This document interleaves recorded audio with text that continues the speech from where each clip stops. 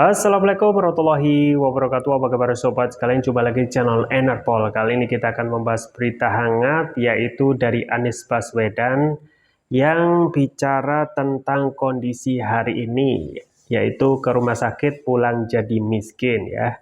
Jadi negeri yang kaya raya ini, yaitu Indonesia, masih mempunyai banyak PR, diantaranya bagaimana mensejahterakan masyarakatnya di bidang kesehatan. Nah, ini coba diangkat oleh Anies ya. Jadi tidak melulu masa copras-capres saja yang hanya menguntungkan ya, setidaknya desakan partai untuk segera memfikskan siapa cawapres Anies, tetapi ya setidaknya isu-isu tentang kesehatan ini harus dibahas, dan yang paling penting apakah kondisi kesehatan ini akan bisa dirubah oleh capres mendatang termasuk Anies jika nanti jadi capres. Ini sesuai yang dilansir oleh liputan6.com. Langsung saja kita baca dan kita ulas.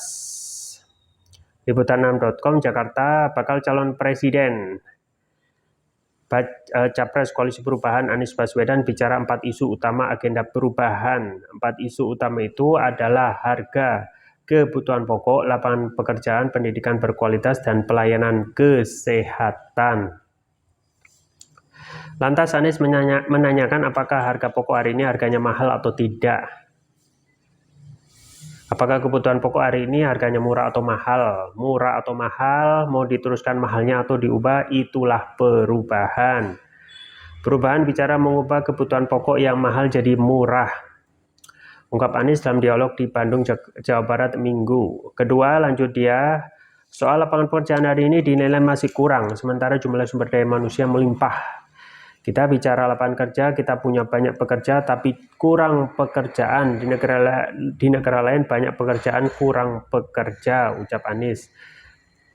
Pertanyaan apakah sulitnya lapangan pekerjaan mau dilanjutkan atau diubah, itulah perubahan, imbu dia. Ketiga, sambung dia, soal pendidikan berkualitas hari ini masih menjadi persoalan. Untuk itu Anies ingin melakukan perubahan di bidang pendidikan. Pendidikan berkualitas hingga tuntas yang PR-nya masih banyak kita lakukan perubahan di situ, kata Anies.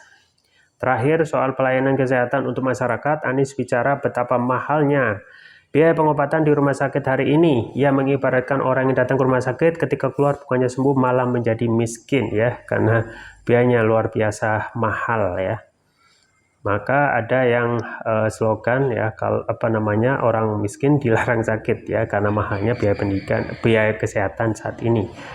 Betapa banyaknya rakyat kita ketika mengalami sakit datang ke rumah sakit bukan jadi sembuh, bukan jadi sembuh jadi miskin. Yang diperlukan datang ke rumah sakit pulang sembuh, bukan pulang menjadi miskin, tutup Anies.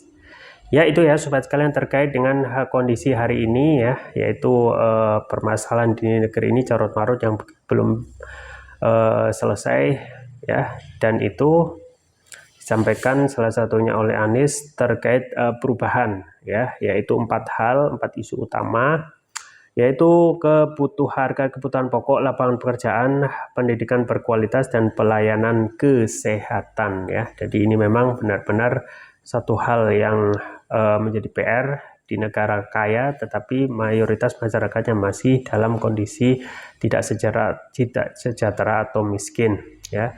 Dan ini ya tentu saja imbas sistem yang dilakukan sekarang ya, kapitalisme, sekuler demokrasi, bahwasanya seluruh ya kekayaan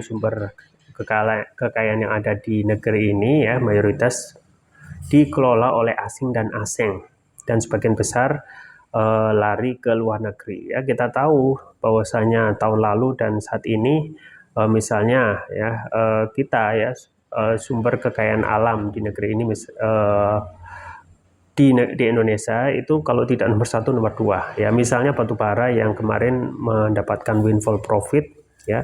Nilai potensi batubara di Indonesia itu lebih dari 3.000 triliun, sedangkan APBN kita 3.000 triliun. Dan itu akan berkali-kali lipat mengingat banyak yang belum dieksplor. Artinya kita yang mayoritas APBN itu didapatkan oleh pajak akan bisa bebas, nggak perlu naik pajak dan hanya cukup untuk mengelola sumber daya alam saja ya. Nah, seperti yang disampaikan oleh pengamat ya, 5 komoditas di Indonesia saja itu ya hasilnya luar biasa besar ya, diantaranya ya minyak bumi, batu bara ya, kemudian gas alam, nikel, hasil laut, hasil hutan, 6 ya, 6 komoditas itu lebih dari 4.500 triliun. Dan kalau kita lihat ya, itu belum sumber daya alam yang lain ya. Bayangkan kalau semuanya sumber daya alam yang lain itu dipakai, maka ya itu bisa mensejahterakan masyarakat Indonesia saat ini ya. Maka kita sangat miris ya di kondisi sekarang ya, misalnya di Papua yang begitu kaya akan sumber daya alamnya yaitu emas dan batu bara, hingga saat ini belum bisa dikatakan sejahtera ya, karena emas yang dikeruk oleh ya di pegunungan Grasberg oleh PT Freeport sejak sejak zaman Orde Baru ya, zaman Presiden Soeharto hingga saat ini terus-menerus dieksplor ya, dieksploitasi, dan hasilnya ya mayoritas pergi ke luar dan negara hanya mendapatkan sedikit. Maka tidak salah gitu ya, negeri ini tidak akan pernah kaya ketika seluruh ya sumber daya alam yang ada di negeri ini masih dikelola oleh asing dan asing ya.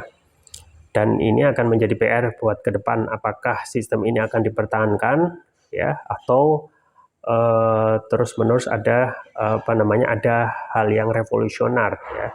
Nah, misalnya pasal 33 Undang-Undang 1945 yang ini memang sederhana tetapi tidak pernah dijalankan sejak zaman Orde Baru, yaitu bumi, air, dan kekayaan alam yang terkandung di dalam itu dikelola oleh negara dan dibagikan kepada rakyat ya.